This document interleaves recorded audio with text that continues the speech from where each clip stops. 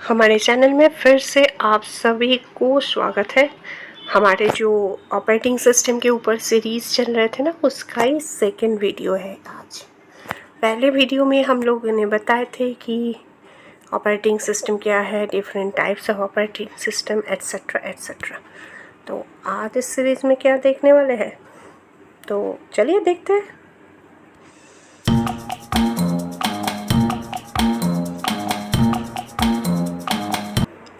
Welcome to our channel की of education zone, जहाँ पे आज हम बात कर रहे हैं ऑपरेटिंग सिस्टम के बहुत ही ख़ास एसेंशियल पार्ट, जो कि ऑपरेटिंग सिस्टम यूँ तो बहुत ही एसेंशियल है कोई भी कम्पिटिटिव एग्ज़ाम या आपके कंप्यूटर साइंस रिलेटेड सिलेबस में।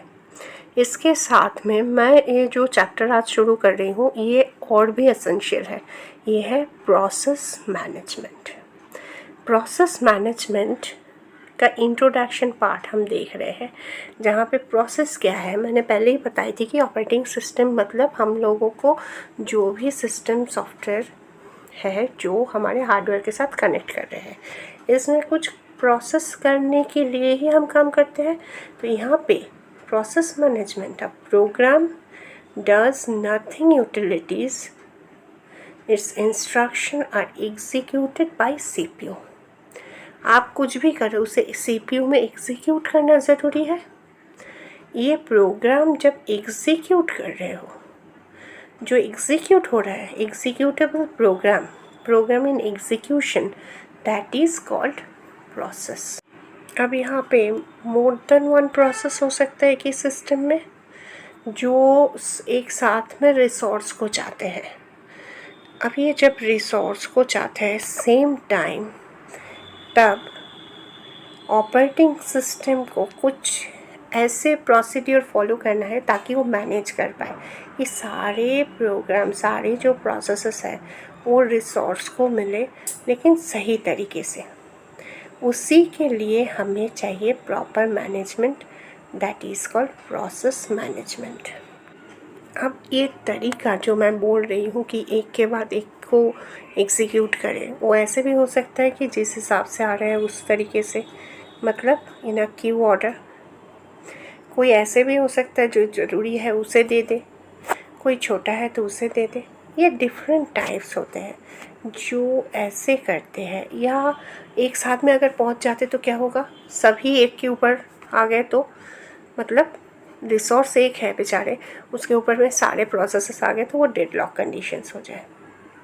तो यही सारे चीज़ों को मैनेज करना बहुत ज़रूरी होता है, और वही चीज़ आज हम देखेंगे, वो है प्रोसेस मैनेजमेंट में। Operating system is responsible for different task. बहुत सारे टास्क के लिए ये ज़रूरी होता है। पहला है शेड्यूलिंग प्रोसेस, जैसे कि मैं बता रही थी कि किस तरीके से आ रहा है प्रोसेस, उसे किस तरीके से शेड्यूल मेंटेन करके आप सारे प्रोसेस को, रिसोर्स को दोगे। और थ्रेड्स, एक प्रोसेस से एक का प्रोसेस में जाने की जो एक लिंक होता है उसे थ्रेड्स कहते हैं। वो हम इलेबोरेटली भी पढ़ेंगे, आप चिंता मत कीजिए आगे चल के। और क्या है, और क्रिएट करना या डिलीट करना किसी भी यूज़र, सिस्टम, प्रोसेसेस, किस तरीके से सारे काम कर सकते हैं। मैकेनिज्म ऑफ प्रोसेस, सिंक्रोनाइजेशन, उसको सिंक्रोनाइज कैसे करें, कैसे क्या सिंक्रोनाइजेशन मतलब क्या है, वो हम आगे चल के आपको बताएंगे। और ऑब्वियसली वो मैकेनिज्म यही ऑपरेटिंग सिस्टम सिखाते हैं जो कि डिफरेंट प्रोसेसेस के कम्युनिकेशन भी डेवलप करते हैं। तो इस तरीके से आपको समझ में आ गया कि ये प्रोसेस मैनेजमेंट हमारे ऑपरेटिंग सिस्टम के one of the most vital part है। यही जो प्रोसेस है, इस प्रोसेस को हम पहचाने क्या, डिफरेंट प्रोसेस एक साथ में आ सकते हैं, है ना। तो ये सारे प्रोसेसेस को हम आइडेंटिफाई कैसे करें, क्या है इसका एट्रीब्यूट, यही आज हम इस लेक्चर में पता करेंगे। फर्स्ट आता है प्रोसेस आईडी। एट्रीब्यूट मतलब क्या है, ये तो हमें थोड़ा बहुत नॉलेज है। फिर भी मैं एक बार बता देती हूँ, ये एट्रीब्यूट ऑफ द प्रोसेस ये जनरली यूज्ड करते हैं कोई भी प्रोसेस को, प्रोसेस कंट्रोल ब्लॉक, जिससे हमें पता चले कि कौन सा प्रोसेस कौन सा है, कैसे किसको किस तरीके से हैंडल करना है, ये सारे। इसके लिए हम लोग एक एक ब्लॉक क्रिएट करते हैं, उसे कहते हैं process control block. Minutely please remember, screen को फॉलो करते जाइएगा क्योंकि यहाँ पे मैं सारी चीज़ें बता रही हूँ। अब आती हूँ ये सारे एट्रीब्यूट्स के एक एक करके पॉइंट्स में। यहाँ पे मैं 7 पॉइंट्स बताऊँगी। पहला पॉइंट्स ये है, first one, when a process is created unique ID. Obviously आपको आइडेंटिफाई करना है किसी भी प्रोसेस को, तो उसके लिए ज़रूरी मोस्ट इम्पॉर्टेंट क्या है, जी हाँ, प्रोसेस का एक आइडेंटिफाइड नंबर को जान लेना। वो नंबर कौन बताएगा, ऑब्वियसली कोई यूनिक आईडी। वो यूनिक आईडी है हमारे प्रोसेस आईडी। ओके, ये कहते हैं process ID. I think process ID क्या है ये लेके आपको और कोई क्वेश्चन नहीं है। अगर आपके मन में कोई क्वेश्चन हो जिसको हमारे वीडियो से सॉल्व ना होए तो ज़रूर हमें कमेंट बॉक्स में बताइएगा। अब हम चलते हैं सेकंड पॉइंट पे। सेकंड पॉइंट पे जाने के पहले मैं एक चीज़ पहले बता देना चाहती हूँ। प्रोसेस हमारे प्रोसेस मैनेजमेंट के हिस्सा है, जो कि एग्जीक्यूटेबल प्रोग्राम है, जो एग्जीक्यूशन हो रहा है, एग्जीक्यूटेबल नहीं। In process program in execution by CPU is called process. उसके लिए एट्रीब्यूट जो कि प्रोसेस कंट्रोल ब्लॉक बनाएगा, जो उसका खुद का कुछ अपना कैरेक्टरिस्टिक्स लेके है, वो है हमारे प्रोसेस एट्रीब्यूट्स। उसका फर्स्ट पॉइंट है प्रोसेस आईडी, जो कि एक एक प्रोसेस क्रिएट करने के टाइम में उसे एक एक यूनिक आईडी दिया जाता है, उसे कहते हैं process ID. I think after this part it is clear to you. तो जो मैं बता रही थी नेक्स्ट पार्ट में, चलिए अब नेक्स्ट पार्ट में चलते हैं। नेक्स्ट है प्रोग्राम काउंट। प्रोग्राम काउंटर क्या करते हैं, जो कि इंस्ट्रक्शंस कुछ भी हमारे, देखिए कोई प्रोसेस चलते चलते भी सस्पेंडेड हो सकते हैं, या कोई भी एक इंस्ट्रक्शन जो हमारे लास्ट इंस्ट्रक्शन मिले थे प्रोसेस को रिसोर्स के तरफ से, या कोई एड्रेस जहाँ पे ये इंस्ट्रक्शन स्टोर्ड है, उसको हम प्रोग्राम काउंटर कहते हैं। मैं एक बार ये लाइन पढ़ती हूँ तो आपको और भी क्लियर हो जाएगा। A program counter stores the address of the last instruction of the process on which the process was suspended। जब ये बंद हुआ था या ये नया है तो एकदम लास्ट तक, जो लास्ट पहले इसके पहले कौन सा आए थे, उसका प्रोसेस का डिटेल्स जहाँ पे स्टोर है वही से हम शुरू करेंगे ना, वो एड्रेस रहना चाहिए, वही है program counter. The CPU uses this address when execution of the program is resumed। कौन से एड्रेस से हमें स्टार्ट करना है भाई, ये तो जानना ज़रूरी होता है। वही काम होता है हमारे प्रोसेस काउंटर के। ये है सेकंड वन। थर्ड वन में चलते हैं। थर्ड वन है प्रोसेस स्टेट। जैसे कि देखिए पहले एकदम प्रोसेस नया है तो नया आके खड़ा हुआ, तो वह है रेडी स्टेट में। प्रोसेस रिसोर्स को मिला था, चलते चलते देखा कोई प्रॉब्लम है तो बोला ठीक है तुम वेटिंग में चले जाओ, या जब वो प्रोसेस रेडी होके खड़ा है उस टाइम भी हो सकता है कि ये रिसोर्स को ना मिले तो भी वेटिंग में जा सकता है। या कोई प्रोसेस का बहुत प्रॉब्लम हो रहा है, उसे सस्पेंड कर रहा है,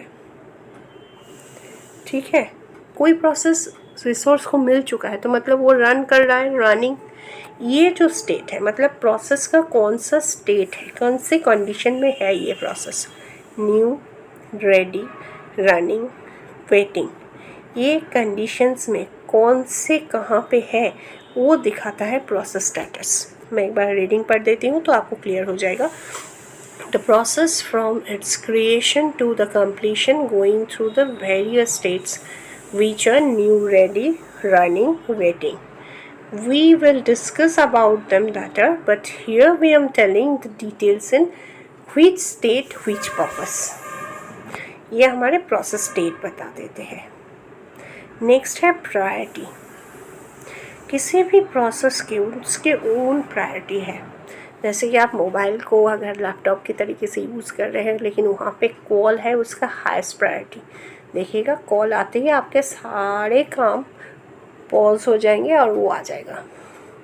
या और कोई भी ऐसे ही ऑपरेटिंग सिस्टम में भी खुद का एक प्रायोरिटी लेके हर एक जॉब आते हैं, तो वो प्रायोरिटी के अनुसार उसे देखा जाता है। हाईएस्ट प्रायोरिटी को सब टाइम पहले सीपीयू मिलना चाहिए, ये चीज़ दिखाया जाता है। नेक्स्ट जो आते हैं वो है हमारे जनरल पर्पस रजिस्टर। मैं उसको जाने के पहले फिर से एक बार कह देती हूँ, ये सारे स्टेट्स के डिटेल्स भी यहाँ पे देखिए मेरे स्क्रीन पे आ रहे हैं। अगर आप चाहते हैं तो इसे आप प्लीज़ पॉज करके देख लीजिए, और फिर भी आपको क्वेश्चन है तो हम है हाजिर, कमेंट बॉक्स खुला है। नेक्स्ट चलते हैं नंबर 5 में, जनरल पर्पस रजिस्टर।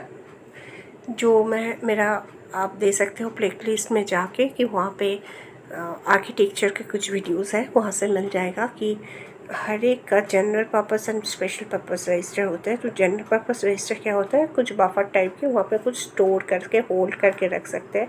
तो every process has its own set of register which are used to hold the data which generates during the execution of the process। आप जब भी काम कर रहे हो उसी टाइम तो मेमोरी में चला नहीं जा रहा है ना, तो उसको टोटली बफर टाइप में थोड़ा सा टेम्पररी स्टोर करने के लिए ये जनरल पर्पस रजिस्टर रहते हैं।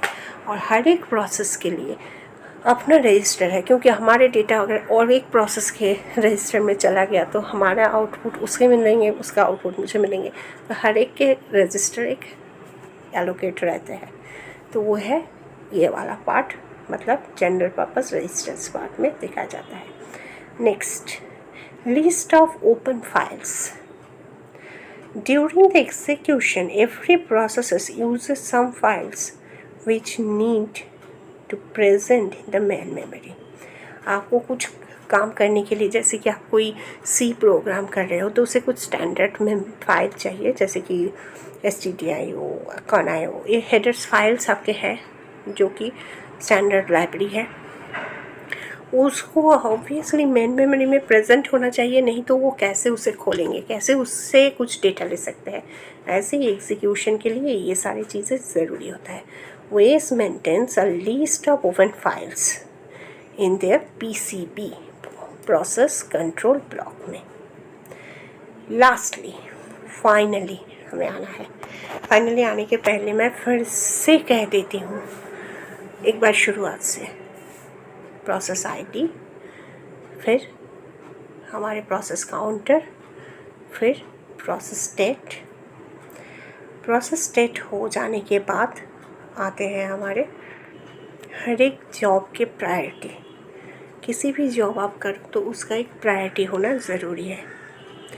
नेक्स्ट, कहाँ पे ये प्रोसेस जब रिसोर्स को मिलेंगे तो ऑब्वियसली एग्जीक्यूशन होगा, तो कुछ तो रिज़ल्ट आएंगे।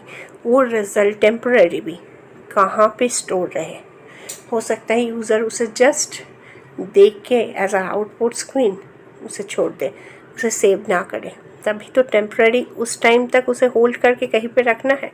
वो है जनरल पर्पस रजिस्टर। अब जब ऑपरेटिंग सिस्टम काम कर रहे हैं तो ऑपरेटिंग सिस्टम में PCB में कुछ फाइल्स को ओपन रखना ज़रूरी होता है, क्योंकि हम काम कर रहे हैं तो हमारी कुछ चीज़ें ज़रूरी होता है। बहुत ही एक इजी एग्जांपल लेते हैं, आप कहीं पे कुछ ऑनलाइन में पढ़ाई कर रहे हो तो स्टडी मटेरियल पढ़ हो रहा है, तो उसके साथ में स्टडी मटेरियल से आप पढ़ रहे हो तो मेन पॉइंट्स को हाईलाइट्स करना, ये करना भी ज़रूरी होता है। तो इसलिए लिस्ट ऑफ ओपन फाइल्स भी रहते हैं। अब उसे कहते हैं list of open files. Next part आता है list of open devices. List of open devices मतलब क्या है? List of open devices also maintain the list जहाँ पे आपके जो भी डिवाइसेस ओपन है during the execution of the program, उसके पता चलता है। ये सारी चीज़ें हमारे एक प्रोसेस के आईडी के हिसाब से, या आप कह सकते हो प्रोसेस के एट्रीब्यूट्स के हिसाब से मिक्सिंग में रहते हैं। अगर ये वीडियोस आपको अच्छे लगे हैं, कुछ ज्ञान मिला है, तो लाइक कीजिए, कमेंट में बताइए क्या चाहिए, कैसे चाहिए, क्या ज्ञान बांटने से बढ़ता है, तो शेयर ज़रूर कीजिए। और अगर आप अभी तक हमारे चैनल को सब्सक्राइब नहीं किए तो सब्सक्राइब करके पास में रखे हुए बेल आइकन को प्रेस कर दीजिए, ताकि कोई भी वीडियोस हम बनाएं तो आपके पास तुरंत नोटिफिकेशन पहुंच जाए। Thanks for watching this video. मिलते हैं नए वीडियोस के साथ, तब तक के लिए जय हिंद, जय भारत।